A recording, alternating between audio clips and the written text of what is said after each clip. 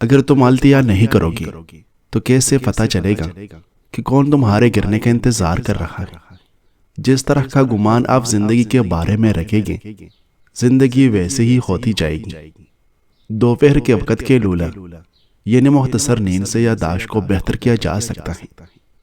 انسان کے غرور کے اوقات بس اتنے ہی کافی ہیں کہ نہ پہلی بار خود نہا سکتا ہے نہ آخری بار۔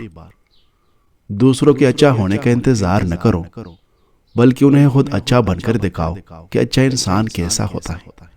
زندگی میں سب سے زیادہ بے بس ہم تب ہوتے ہیں جب ہم چاہ کر بھی اپنے آپ کو ثابت نہیں کر پاتے۔ اگر دنیا کو جیتنا چاہتے ہو تو آواز میں نرمی پیدا کرو۔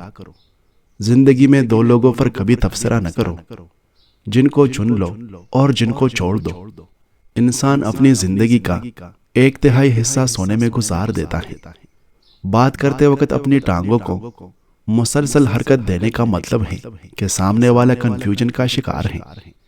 ایک دوسرے کے رزق پر نظر مت رکھو، کیونکہ اللہ سے بہتر کوئی تقسیم نہیں کر سکتا۔ کبھی ہم کسی اور کی اور کبھی نہ کبھی کوئی ہماری جگہ لے ہی لیتا ہے۔ یہی زندگی کی تلخ حقیقت ہے۔ اچھا وقت قریب ہونے کی 3 نشانیاں ہیں۔ آپ کے اپنے لوگ آپ کے خلاف ہو جائیں گے، آپ دوستوں اور رشتہ داروں کے محتاج بن جائیں گے، غم اور پریشانیاں بڑھ جائیں گی۔ ممکن ہے دوبارہ نہ ملے، اس لیے چینل کو سبسکرائب کیجیے۔